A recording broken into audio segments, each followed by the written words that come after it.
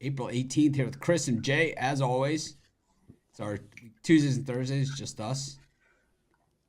Mondays and Fridays with Costi.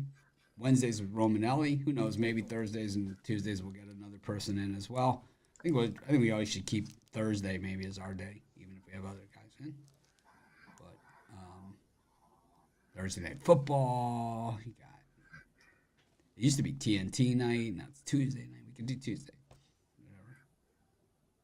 But yeah, the Sixers out loud. Oh man, this is so mad. And then Jimmy's hurt. It's like we're in trouble, you know. I for the first time all season, I'll admit we're in trouble. You know, even if we win this game, which we probably will, we're probably in trouble against Boston. If we beat them without Jimmy, well, they're scrubs. I mean, that's pretty much where it is. If they beat them without Jimmy, that's coach firing bad in my book. But I thought last night they had a solid chance to win that game, and they kind of just let it get away. Same thing as the last time they played Philly. I thought they had one. I didn't see that. I didn't see that. I saw they should have won the damn game, Yeah, honestly. they should have won. They And missed them. They let them back in by taking bad shots. Early there in the was one shot clock. play. There was one play that changed the game. That changed it. Less than a minute on the clock. Tie ball game. Miami has the ball, and I the already know where refs you. and the refs just allow Nicholas Batum to push Tyler Hero across the half court line. Like that's a foul. That's a foul. That is a foul. Clear as day. That changes the whole entire course of the game. Yep. Right there. Oh, it You did. can't push people. You can't push people. Just start right there. Just clear cut basic. You can't push people. You can't. And if you go look at that play, was the dribble handoff high? Yes, it was high.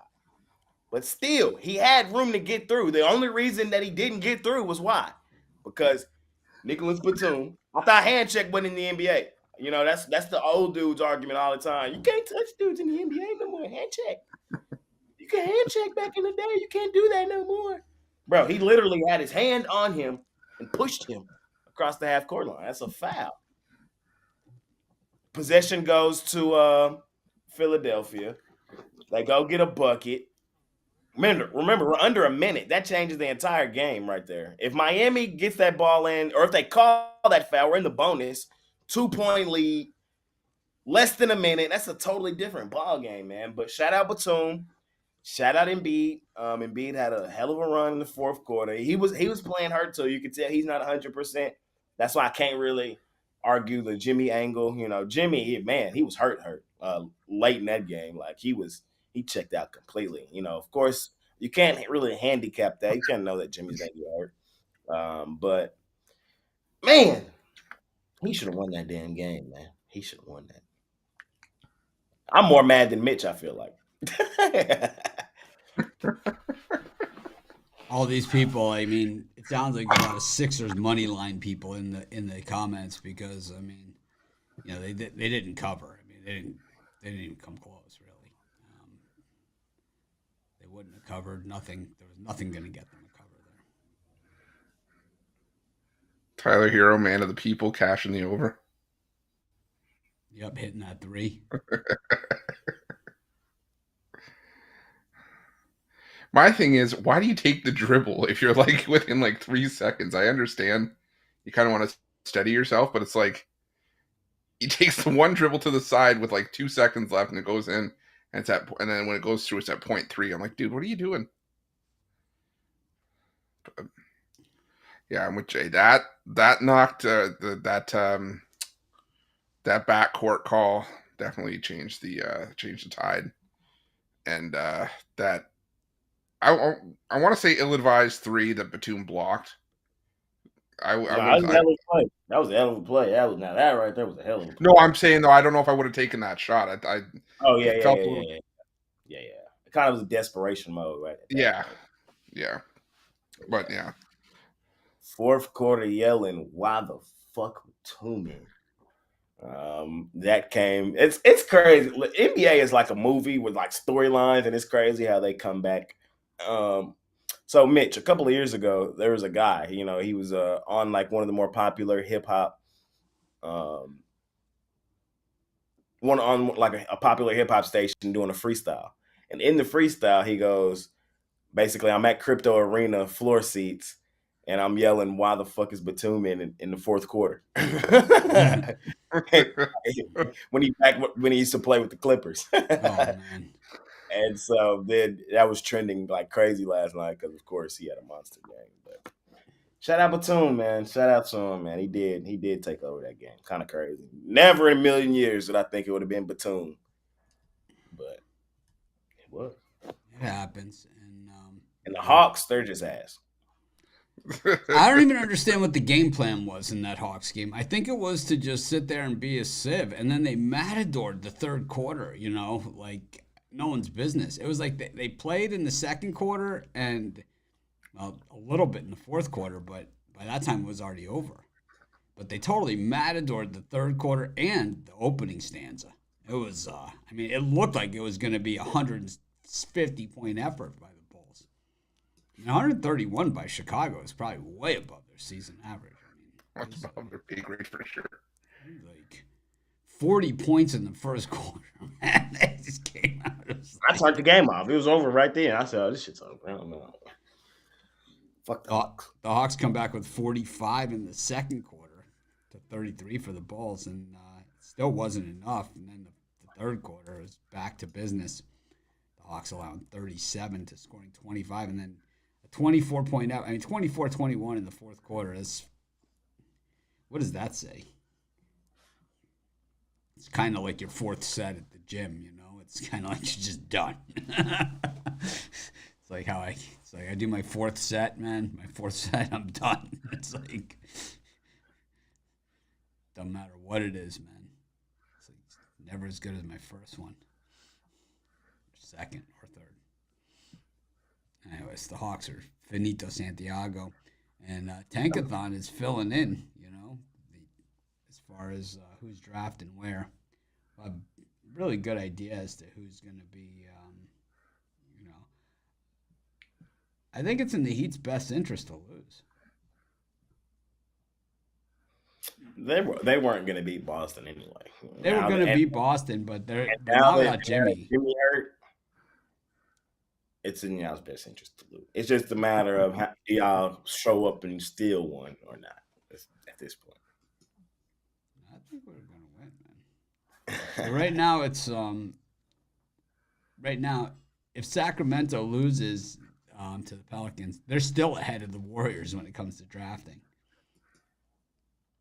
The Bulls as well, and the Hawks lock in a top 10 pick with that effort last night. It's terrible. It's funny because the Hawks and the Bulls, if the Heat lose to the Bulls, they both draft ahead of the Houston Rockets, who didn't make the playoffs at all. Or at least have more chances. I kind of don't like the lottery the way they do it in the NBA anymore. Whatever happened to like the 13 brown envelopes and the one red envelope, like they used to do it when Patrick Ewing was available and the Knicks were drafted first. The Knicks had a chance to draft him. It was like, you guys probably weren't around then, but there was like so they used to have all the envelopes just in a like one of those tumblers.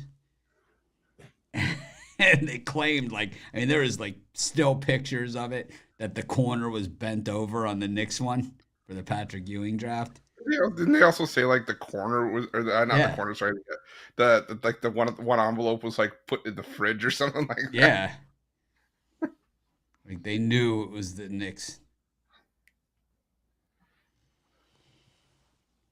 I don't know, man. I hope the Heat somehow can pull it together. Maybe give the Celtics a kick in the pants. I don't think anyone else in the East can beat the Celtics. I think that's the problem here. So I don't see any of those other teams in the East. Maybe the Bucks. I don't know. The Knicks are banged up. The Sixers are banged up. Orlando sucks. Cleveland's worse.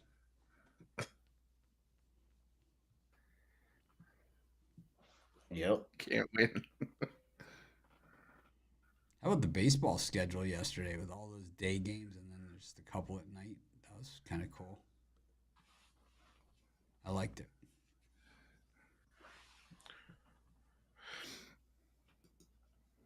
Fun to watch. Jay's LA Angels scoring 2 in the top of the ninth to get the win. Angels, man. I had the How about- Guardians yesterday, man. They were How about- ass. They were How ass. about Gausman having a nice outing and typical Blue Jays pooping it? He did pitch well, man. I thought he had it. He deserved to win. I just went with the dogs yesterday for the most part. I think I maybe had one pick that wasn't plus money yesterday. And I think it was the Giants who were like minus 112 or something. I just went for all the plus money. Went with our guy Blackburn, Mariners run line. That was a good one. Plus 160 and change. All right, well, today it's a short card. Let's get into it.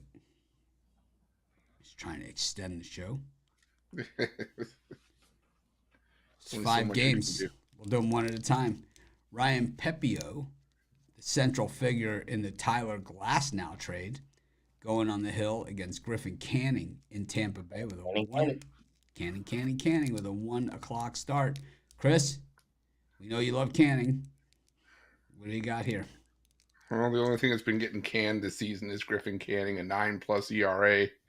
He's been terrible. Ryan Pepio, yeah, he was a central piece in that Glasnow deal, but I still don't have high hopes for him. Right now, I'm sure he'll be a key piece of that rotation down the line later on this season. But more often than not, this season he's gotten shelled. His 2 home starts, he's given up a combined 10 runs over 10 2/3 innings. His best start came on the road in Colorado. So at the Trop right now, he's struggling. Canning's struggling everywhere he's pitching. So to me, this just sets up for an over, high-scoring game. Neither team has a good bullpen. The Rays still have the worst bullpen ERA in baseball. So give me the over here. I was ready to do the drum roll there for the sexy pick. Should have. I would have played along with it. Jay, I am on Canning.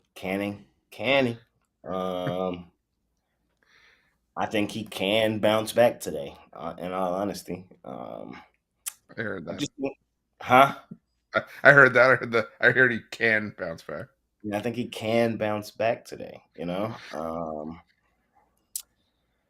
know the O's and the Red Sox, his first 3 outings weren't pretty. I'm not trying to sit here and tell y'all that false narrative.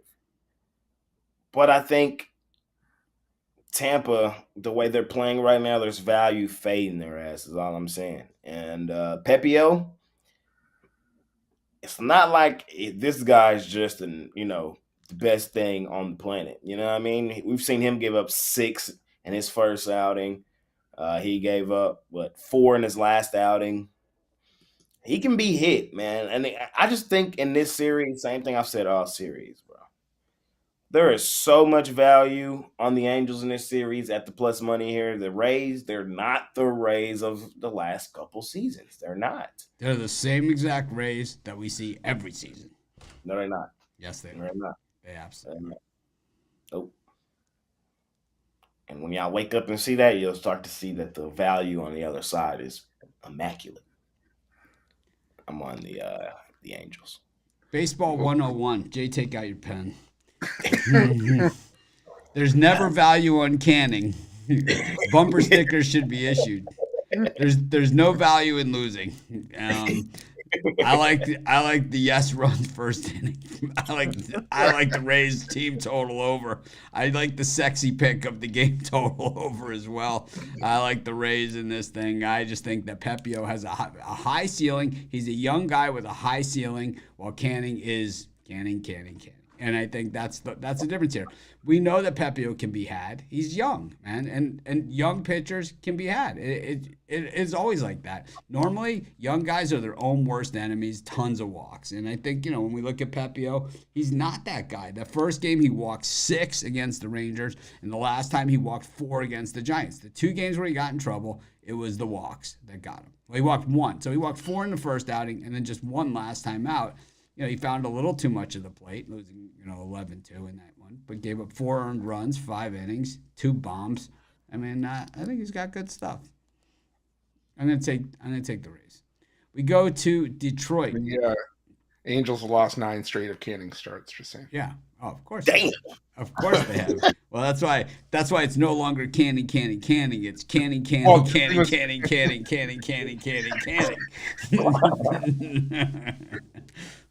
Well, the thing was, they did the same thing with Reed Detmers. Mitch, what's the Pathy Tim game rule again? Oh, that's going to the 10-game streak is difficult, except when it's Griffin Canning's losing streak. Yeah, there you go. He's not going for 10 today, man. Today's the dub. Canning can get it done, man. The Rays were better last year, but the thing is that the Rays are always like this. They hang around, and then you look up and they're right in the thick of the wild card race, usually one of the top, and then right in there for the American League East with a chance to win it in the end. And that's where they always are. So expect them to be there. Kenta Maeda on the bump. He's got a day job with the Tigers this year, up against Jack Leiter. Ooh, Jay, could be this could be it. This could be the day, or this could be our guy that Chris and I get to say, well, he's got a 26 ERA going into this one because it is his first start. So we know that number is not going to be a real number. But yeah, what do you think? I think I'm rolling with my guy, man, in his debut.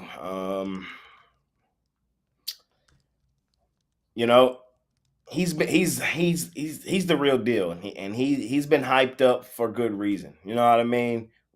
I wish they would have gave him the start at home. It's kind of annoying that they gave him his first start on the road, but it is what it is. Look, I think I trust Jack Leiter here in the start today. I think he'll be fine. He'll probably give up a run or 2 or 3. You know what I mean? Nothing too crazy, though. It's his first start. The thing is I just think there's so much value on the Rangers. I know we're 10-9. I know the Tigers are 10-8. But I see Kenta Maeda on that other side against this Rangers offense looking to uplift their young pitcher. Man, I think they go off today.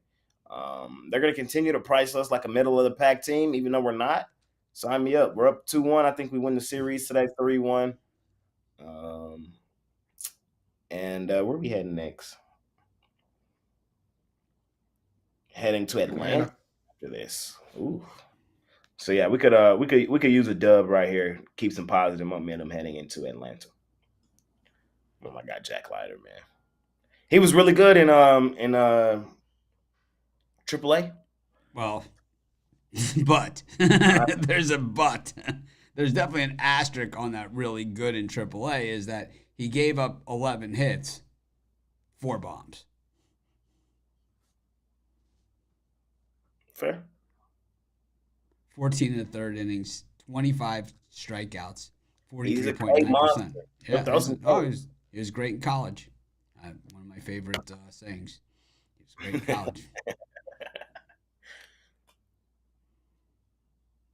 I'm going to go for the Rangers here too, but I think that they get to Maeda. I think that's more of the issue here, and I think Leiter has some room. I think we're going to see some. I think this could be an over also. It wouldn't surprise me.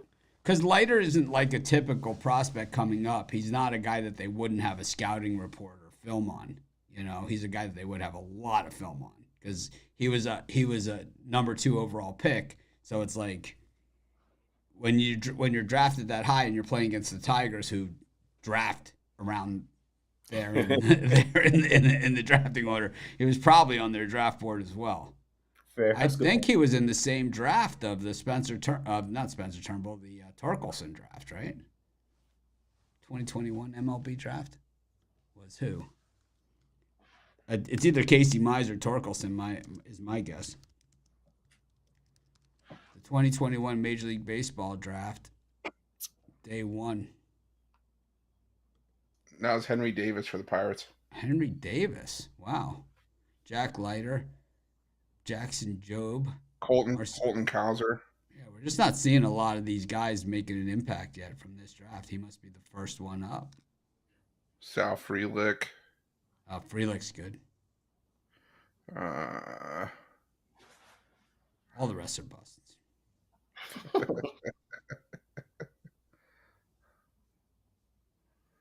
Jordan Wicks for the Cubs. He's playing.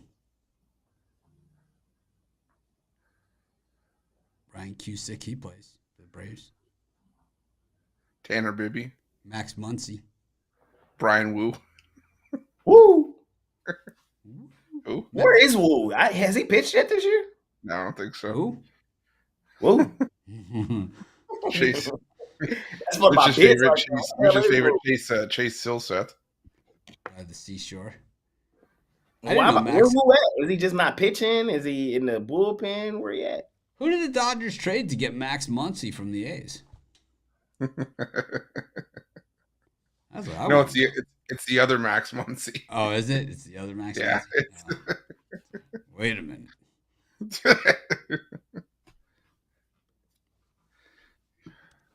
Gone are the days, the Major League Baseball draft used to be like one of the biggest crapshoots out there. Like nobody, like it was bust central. Now they really, because they put so much money into it, it's not so much as it used to be. But man, it used to be. So Torkelson was in 2020. Heston Kierstad. Max Meyer was number 3 in that one. Emerson Hancock went 6th to the Mariners. Reed Detmers 10th to the Angels. See, it's way more exact than it used to be. Garrett Crochet to the White Sox. Pete Crow Armstrong. I've seen him on somebody, just not on the Mets. Jared Schuster. Yeah, I mean this is like you never see this. Back in the day, it would be like one guy hit from the first round, Chipper Jones or something. They're just way more on top of it because they're just way more invested in it than they used to be. 27 rounds. You don't get Mike Piazza in the 25th round anymore. Can you imagine that? They take Piazza in the 25th round. It's like, turns out to be Mike Piazza. Baseball has always been a sport where the guys went straight from high school to the pros. Very few great college players. It's just, Pat Burrell. You get the great college player, Garrett Cole. I mean, there's just not a ton of them, Most of the guys go straight to the pros because of the minor league system, just the way that it works. They just go straight in. Micah was in trouble with the curve. Clint Eastwood. Played D1, Charleston. Did you know that? No. Yeah. Who? Micah. I didn't know that. Yeah. He was in trouble with the curve, Clint Eastwood. Outfielder. Random outfielder, Micah Smith. Like he was in the movie, or he was like part of the backstory? Like No, he's in the movie. No, he's in the movie. Outfielder number 3. Yeah, that's like what it is. He's like outfielder number 3. And Next time I see Mike, I'm like, hey, outfielder number 3, how are you? Yeah. We should find out what his credit is.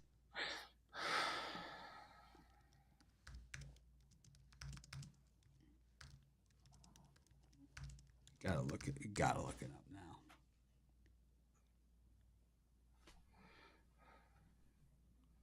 Trouble with the Curve, full cast and crew.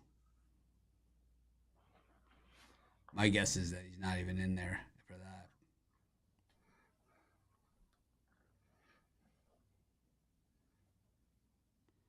Anyways. Just see if he's got a Wikipedia listing. If he does, it's legit. Then it has to be true. TV Guide has the full casting crew.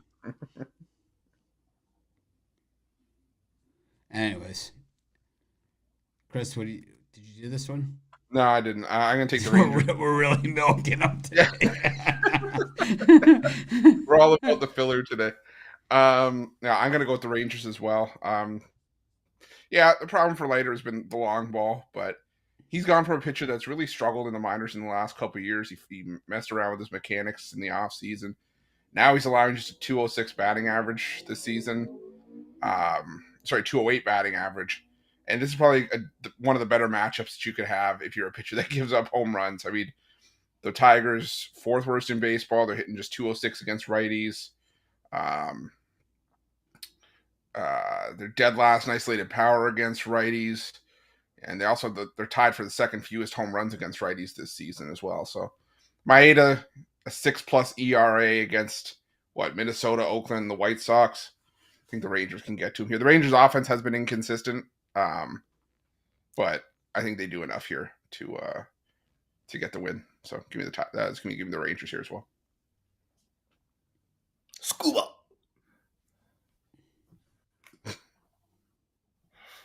Got the Red Sox against the Guardians.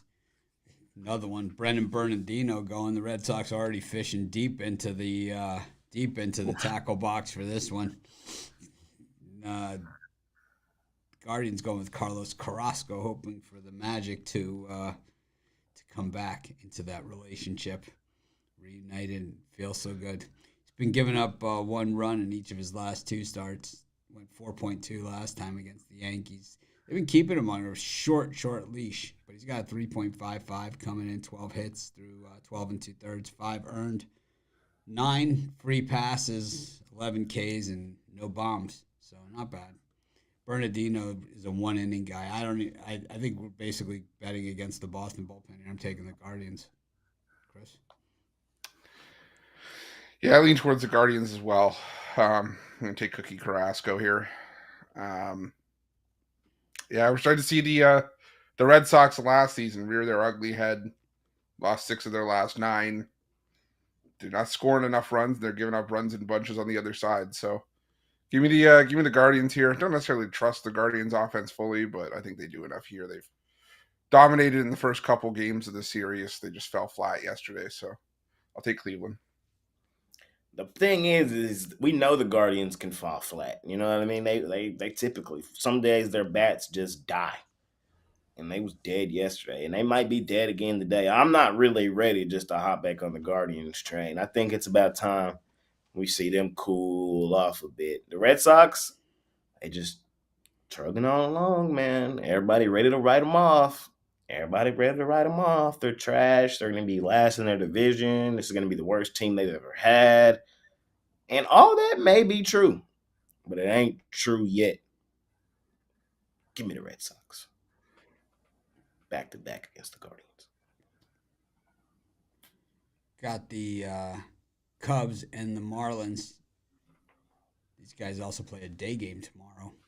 It's Jameson Taillon rearing his ugly head versus AJ Puck, Mother Pucker. They really brought out the all-star pitchers today, man. Chris, what do you think of this mess? Oh man, yeah, this one. So I don't love what I've seen from Puck. It's also hard to get behind Jameson Taillon, but oh man, this is not what I was trying to go out of my way to bet today. But if anything, I'll maybe lean towards the Cubs just being at home. Problem for Puck is that even if he pitches well, he doesn't get any run support. I mean, pitched well against the Yankees, gave up 2 runs, 1 earned on 4 hits. Still took the loss. They lost that game 3-2. Taillon making a season debut here. He did have a 4.65 ERA at home last year. I think I just trust the Cubs a little bit more in this spot. It's not by much, but lean towards the Cubs if anything. Jay?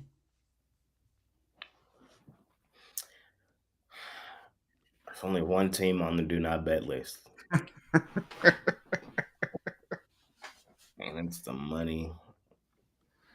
Marlins. It's just that simple. I'm just fading their ass. My guy on the mound tomorrow. Knock knock. Who's there?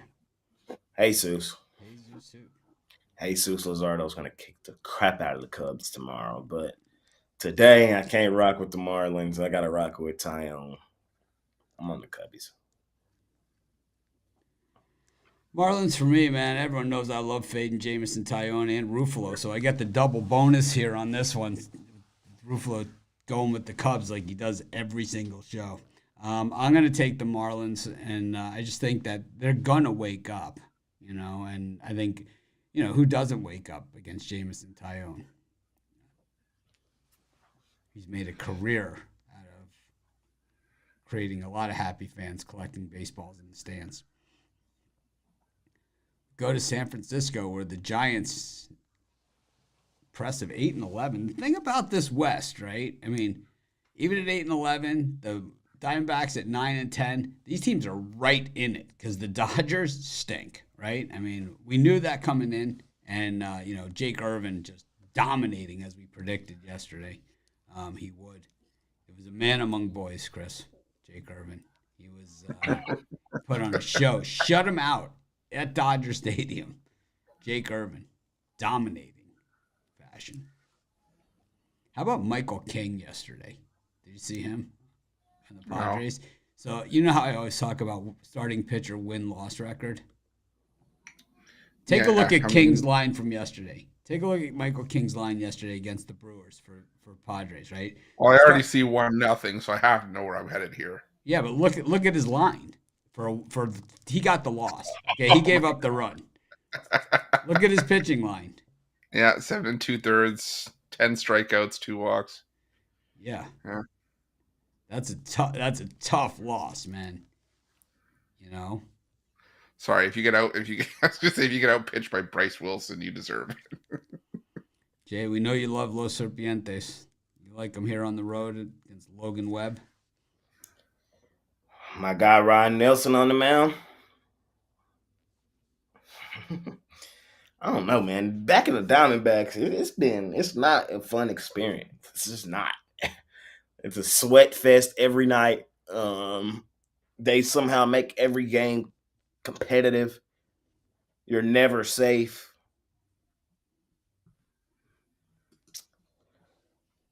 Logan Webb, I do respect him. He's good. He's good. His last 2 outings have been really good. There's no room for me here in this game. I'm not personally betting the Diamondbacks today. If I were forced to bet this game, it's probably my least favorite of all of them today. If I were forced to play it, I would go plus money with the Diamondbacks. Do I fully trust them today? Nah, not really.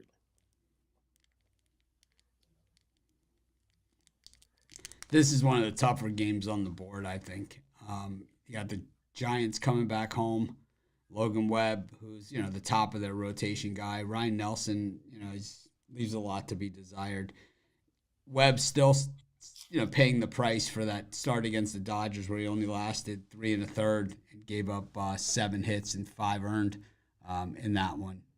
And that's where he's paying the price. The rest of them, he's given up 2 runs in each of those games. He's only given up 1 home run this season, too. Webb is a good pitcher, man. He can go deep into this game, man. And I think that's going to be the difference. I like the Giants today, but I'm going to tell you what, man. Do one of those progressive ladder bets. Take the Diamondbacks tomorrow. Giants today. I think they have I think they get it tomorrow. For the first time in a year, you're fading your Giants tomorrow? I think I am. With Jordan Montgomery making his debut? Yeah. Monty on the mound tomorrow? Yeah. Oh, shit. I'm on the Diamondbacks tomorrow, man. I got to go. Blake Snell. I mean, here's the. All right, here's. Hold on. That's the one. That's the sand jersey I need. That's the Earth Tone jersey I need.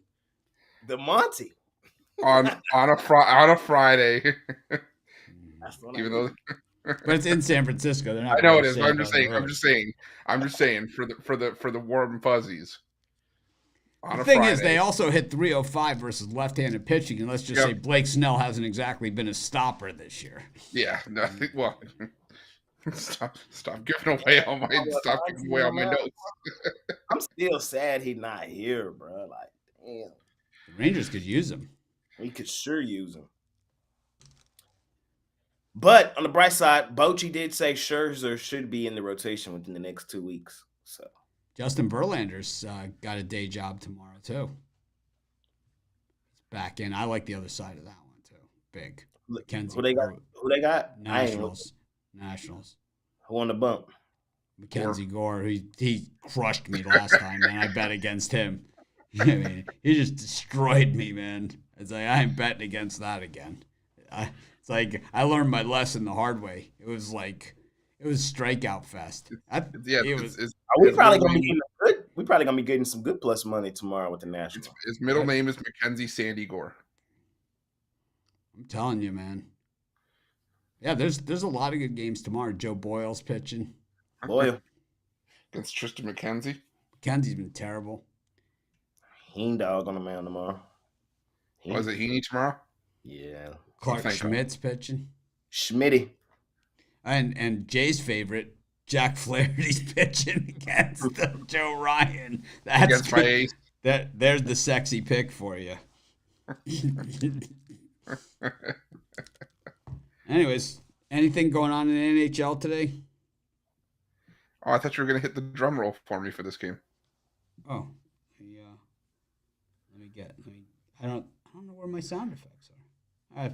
We'll have to save it for tomorrow. Oh, okay. When Costi comes. Actually, we use the other software now when Costi's here. Oh, okay. We don't want to mess up our good stuff.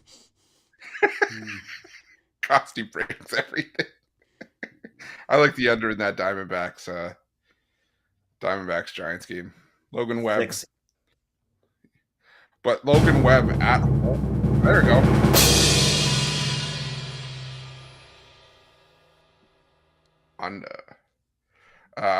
Logan Webb, each of the last 3 full seasons, a sub-3 ERA at home. 2.75 career ERA at home. Ryan Nelson pitched I think his ERA on the road was 3 points. It was around 3.5, and his ERA at home was close to 8. So, take the under here. First 5 under. 5 MLB games, and I didn't do the 7 free picks video. I feel like I'm on vacation. It's it does. It feels like I'm on vacation. I mean, the NBA they'll get going. We'll have 4 game cards, right, in the NBA. So, what's the NBA schedule? I know they start off with 2 games, but we got 2 games tomorrow, and then Saturday's 4, and then Sunday's 4. All day. It's like Christmas schedule. 1, 3:30, 6, 8:30. Lakers, Nuggets, man. Woo.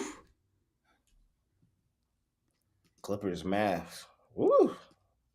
That's not tomorrow. That's not on Saturday. That's Sunday, yeah. What are the Saturday games? Saturday, we start off with the Cavaliers Magic, the worst of the worst. I think that's a really good series. I'm watching that. Tuned in. I'm excited for that series. It's like I'll watch it unless anybody says they have anything better to do on a Saturday afternoon. Got the my wife let's go to the mall. Oh man, I went to the mall with my wife last week. She all of a sudden she's one of those people that goes to the mall and she never finds anything, and then it's like she's on a heater. It's like everything's fitting perfect. Everything's going. She's 5 bags in. It's like, and she's not even at Lululemon yet. It's like, it's gonna be a bad day, man. It's like she's got the whole thing going. It's like she's on the heater. It's like everything's working. You ever do that? Like you go to the mall, it's like you can't find anything, man. You go other times, it's like, oh man, it's all working for you. I'm not much of a shopper. I'm kind of that way, that too. I'll go, I'll see nothing, but there'll be some days where it's just all just. Yeah. I'm looking at. I didn't know y'all had this. So in Vegas, Barry had on this suede jacket, like a suede jacket. So I've been looking for one of those, man. I've been hunting them down. Get a nice suede jacket. Those are nice. checking that out. Barry was swaggy. Yeah, man, get some suede jackets, some nice shoes. All of a sudden, he's like, it's like me, man. I wear a t-shirt and shorts every day, or and if it's cold, I wear a t-shirt and jeans. I wear one brand of collared shirts, and that's it. I used to wear a lot of Hawaiian shirts, but now I wear those James Purse shirts. I like them. Anyways, man, anything going on in the NHL, Chris? Them Coyotes got it done. That's what the hell happening in the NHL. No roadkill. That's how you end it at home at the crib. Shout out to Coyotes. Shout out to Coyotes, man. Till we meet again. We love you. All right. Anyone in the audience have any questions for Chris, Jay, or I? It's a good day for that. No topic is off. No subject is off limits. You guys can ask about anything. It's always fun. People come up with some crazy stuff. Usually find some stuff out about us that you didn't know. So I'll offer it up since we have time. All right. No one has any. Parlay time, Chris. All right. Let's go. I'm going to go 2 games today. 2-game parlay. Over in the Angels Rays, under in Giants Diamondbacks.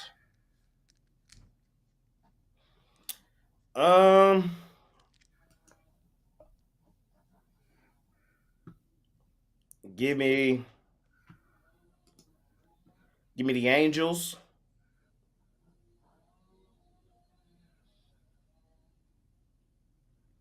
Give me the Angels and give me Jack Leiter's over K-Prop. He come out and has a really nice day on the mound. Here's some questions. Chris, what's your go-to food? I looked at that one. I don't. Anything like, what's the last meal? What's your last meal? Chicken parm? Like, what's the like last if I was on death row? Yeah, what's the last meal? Oh man. My last meal is, funny enough, that Australian New York strip that we had at STK, or that I had at STK and we went. That is my last meal. Will the Lakers beat the Nuggets, Jay?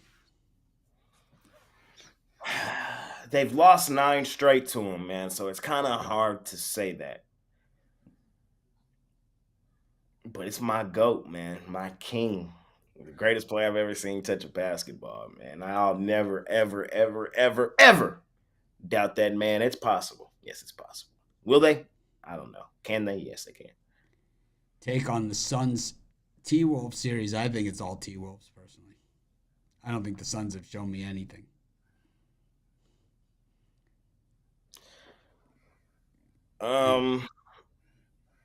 I think this is Anthony Edwards Arrives series.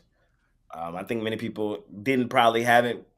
I just don't see the casual fan tuning in watching a lot of Minnesota basketball during the regular season. So with a lot more eyeballs on the NBA going up against Booker, Kevin Durant, and company, I think many people are going to be shocked just how good Anthony Edwards is. And this young team like the Thunder. I'm excited to see these young teams get ready to take that next step.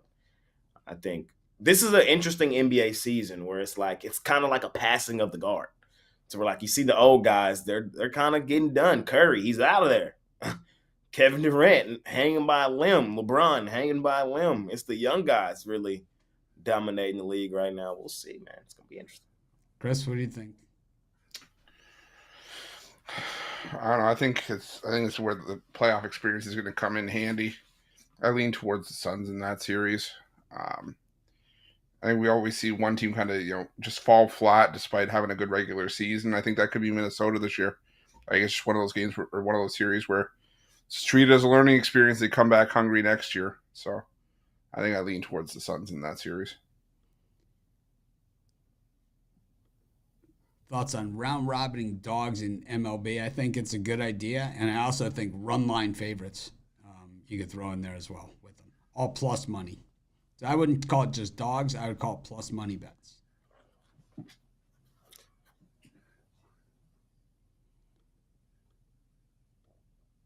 Bills tomorrow, Jay. I think it says Bulls, but it says Bills, but I think they mean Bulls. Your Chicago Bulls. Nah, I ain't looked at the line though. I got to see what it is. The Heat are favored. They are, even though Jimmy. Yep. Hero was hooping late, but no Jimmy changes things. Like They've played without him before. They've been okay, so we'll see what happens. Who's hitting a home run today? Chris, any thoughts? Yeah, I didn't really even have any home run props lined up because I just don't love it on the small card. But if he's in the lineup, I haven't seen. If he's in the lineup, Mike Trout off of Pepio. let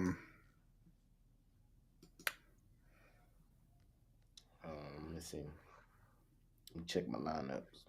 Maybe go with Dolis off of. Dolis, Garcia. Yeah, Trout looks like Trout's in the lineup, so I go Mike Trout. Hold on, let me see. Somebody for the Rangers going yard. Let me see who's due. I'm going to go Randy Arozarena off Canning as well. I think that's a layup.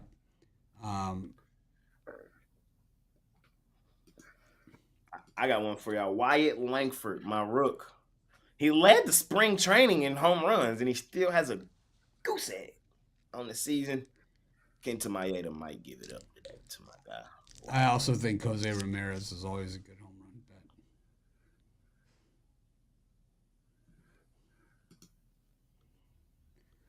Good question. The dude got banned from the NBA. That's not a question. Jimmy Butler, a Zion injury. Which one is worse?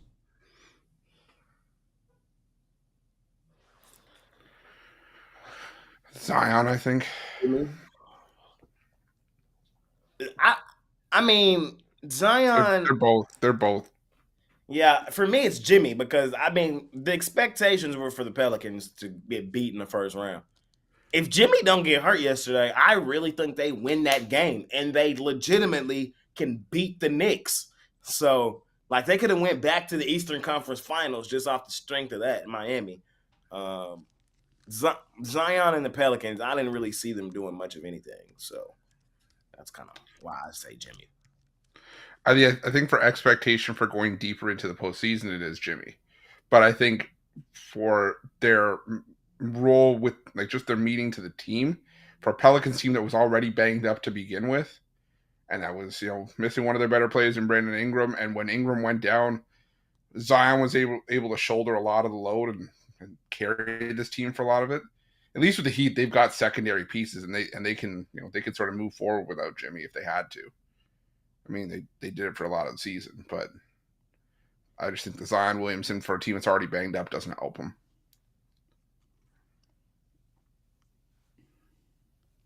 Got Haney or Garcia?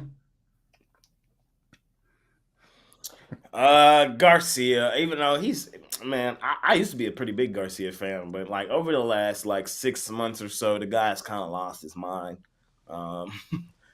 in my opinion. But we'll see. I think if we're just keeping it strictly boxing, I think Ryan's the better boxer.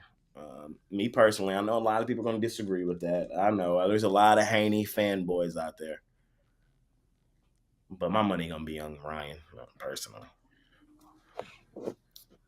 I got John Scrappy Ramirez in the undercard on that one. It's my pick. It's my friend Rob Peters' fighter, and he's got 2 undefeated fighters. One of them is John Scrappy Ramirez. Fights for the vacant, one of those interim championships, world championship, still for the belt. It's a big fight, 12-rounder. When you get into those 12-rounders, those are the big ones. So, Scrappy Ramirez, minus 200 in that one. Minus 200? That ain't bad. Yeah. He's favored. He's a knockout artist, man. Got, let's see.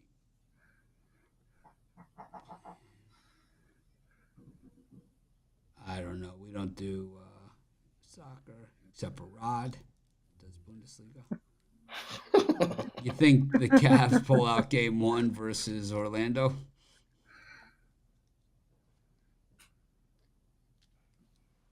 No. I don't know. That might be a home series. That's really what it's going to come down to. I need to see game 1 to kind of get the vibes of the series. I'm done with Cleveland in the playoffs. Last time we seen Cleveland in the playoffs, they got bullied. They got a little bro. Remember the quotes that came out of Cleveland's last playoff series. The lights were too bright. Jared Allen himself said that. Him and Evan Mobley got babied by Julius Randle. Man, the Magic, they're long. They're big. They're gonna cause the Cavs some real problems over a 7-game series. So I think the Magic win the series.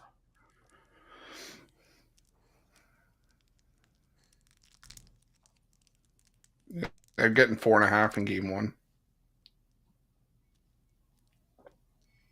Magic getting 4.5 in game 1? Yeah. I'm there. With a bankroll of 5,000, how much should I be betting on a game? If it's Jay, it's 1,200. To me, it's probably about. To me, it's 1,700. It's if you're looking for people that bet like within the system or whatever, they'll tell you $250. That's what it is. I'm not a huge believer in that, but I know it is what it is. Let's see. That will be tomorrow. Jack Leiter, we went over. Can y'all talk bankroll management? I think it's different for every person. I hear all this stuff, the 2%ers and all that other stuff like that. But to me, it's like, my betting fund is my betting fund. I'm in a little different situation than a lot of people, so I do it a little differently. But the thing is, like with our syndicate, they do it. It's not necessarily done the way that most people portray it to be on these other things when they talk bankroll management. Syndicate, it's almost like as much as you can get down, and it's like I know a lot of people don't have that problem, but it's like with us, it's generally not a matter of 2%, 4%, any of that stuff like that. It's how much can we get down on the game.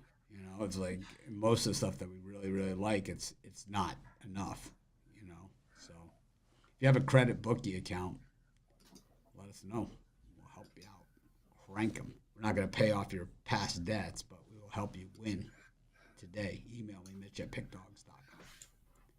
If you have a credit of like over 2,000 or more, that's better.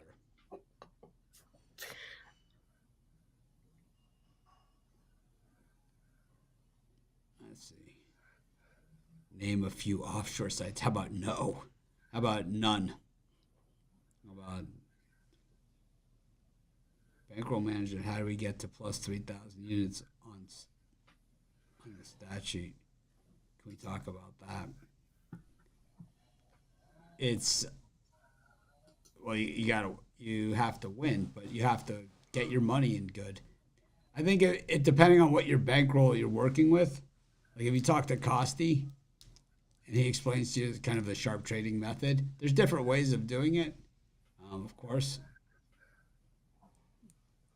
I mean, he asked the same question already, we answered it. We should maybe do a bankroll management show. Maybe I got Dave Miller on here.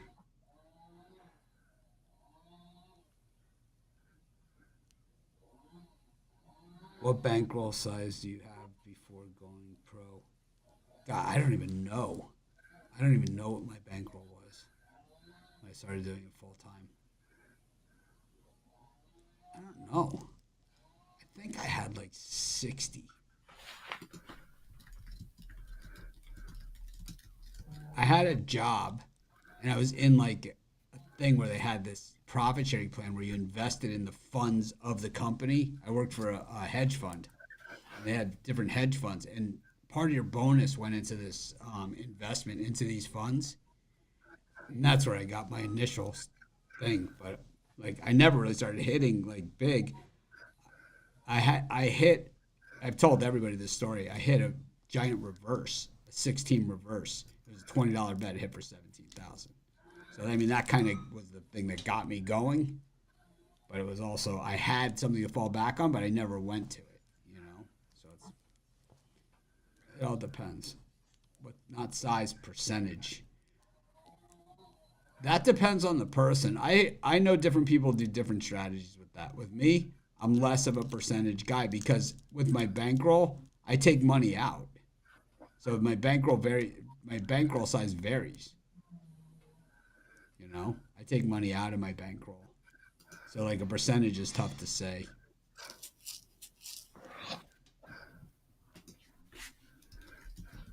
Risking 1% is good no matter the bankroll point is to stay in the game. Yeah, what if the person has $100 bankroll?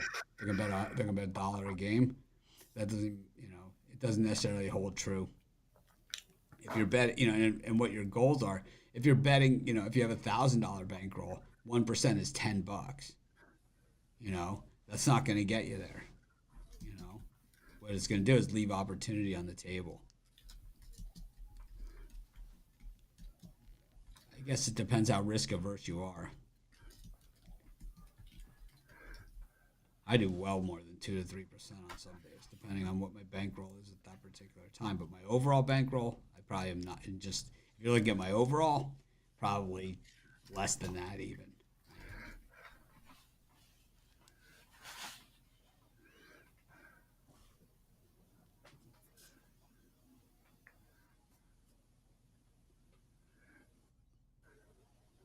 This is what I say. I agree with you, man. You can't. That's the thing. You can't. You have to be aggressive, and you have to go for plus money. You can't bet, you can't bet $10 and expect that you're going to get to 10,000 if you have 1,000. There's no way. It would take a very, very, very long time if you're betting favorites. I'm with you, man. Believe me, it's preaching to the choir because I'm not somebody that started with a big bankroll, right? I'm a guy that started really with $10, So I'm not really in the same camp as a lot of those guys. We'll get Costi on tomorrow. He'll talk about it. Oh, he's way into it.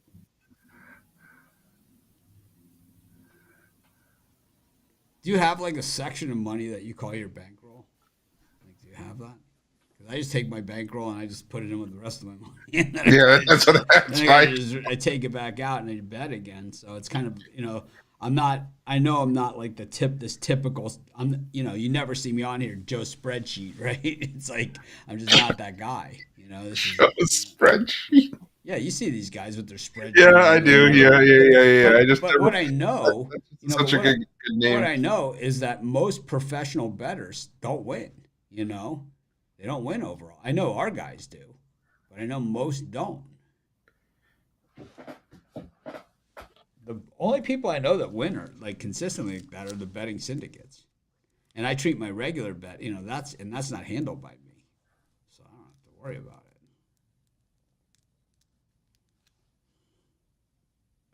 1,000 units does not mean 1,000%. It just depends how many units your bankroll is.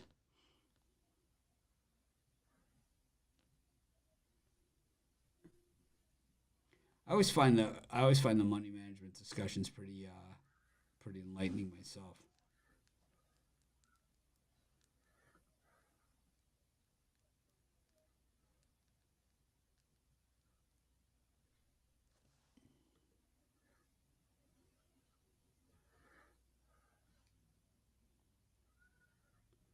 like I said, I was in the 60s when I did it full time.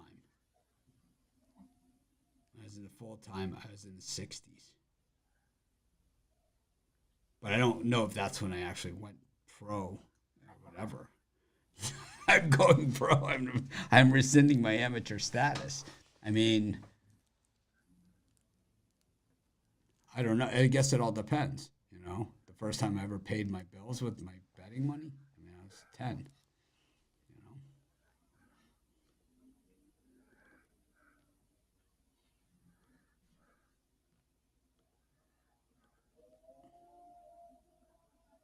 I bet 2%. My goal was 50K. The thing is, it's like if you're betting 2%, so like 2% per bet. So not 2% per day. So it actually can be, if you're betting a lot of bets, you can get there.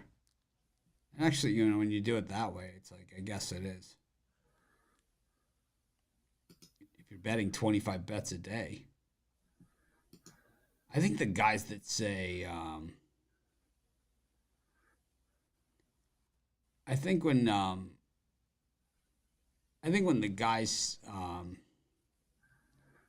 say that like 2% or whatever, it's misleading as to what they mean. Yeah, then you have the other guys. It's like I only bet 3 bets a day, no matter what. It's like, well, what if it's a 50-game card or 4, or like today, a 5-game card? You're still betting 3? Doesn't even make any sense. It's just stupid. How do I find? You go to any handicapper, you go to expert picks, click on any handicapper, and you'll see every pick they have for sale today. And one will say play of the day.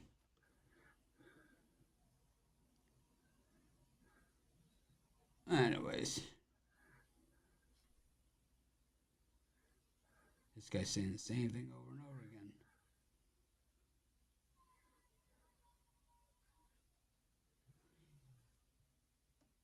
So we have a course, about this stuff. If you sign up for our newsletter, we have all sorts of stuff about it.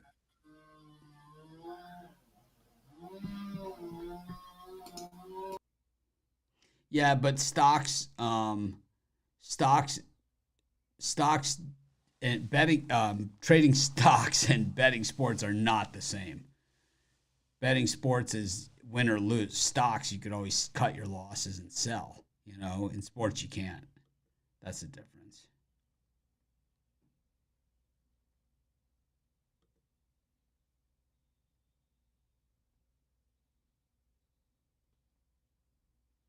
Keenan Ward show.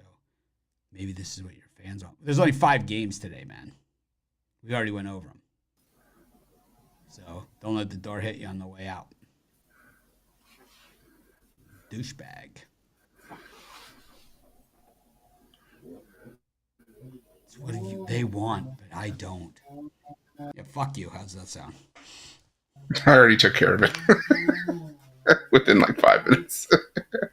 I said exactly what you did. So don't let the door hit you in the ass. Oh, nice. All right, man. Well, we'll get back to tomorrow. Costi will be here. You could ask him all these questions. He will gladly spend all day with you talking about it. Make it a winning day. Oh, parlays. Any parlays? I'm going Giants today, Diamondbacks tomorrow, and then betting that all on the Dallas Mavericks versus the Clippers. What do you have for sale? I got 1 pick. That's it. 1 pick? Yep. 5 games. I think that's all of us today. I think that's all of us today. I got 1 play too. And I got 1 play too. My Major League Baseball player of the day for best bet, $19. NBA be back tomorrow. Money making Friday. Huge Major League Baseball card tomorrow. I'll be back to regular scheduled programming.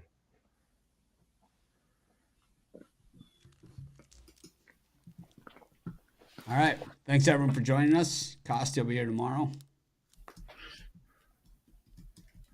Yeah, we do have a mentorship program. We absolutely do. Sign up for our email. There's a lot more information about it, and I'm not sure how else we're going to advertise it. But we have a mentorship program. Micah Smith is doing it. Dave Miller will be on it. We got a lot of really sharp bettors, so we work with.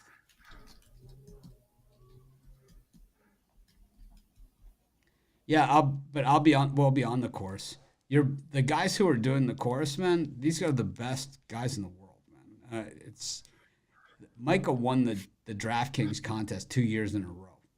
It wasn't a fluke, you know. It's when you do it twice like that, and then Dave Miller also gets third place. It's not a fluke, you know. Check it out. Anyways, thanks everyone for joining us, making a winning day. I'm gonna try to act more professional with Costi here. We'll be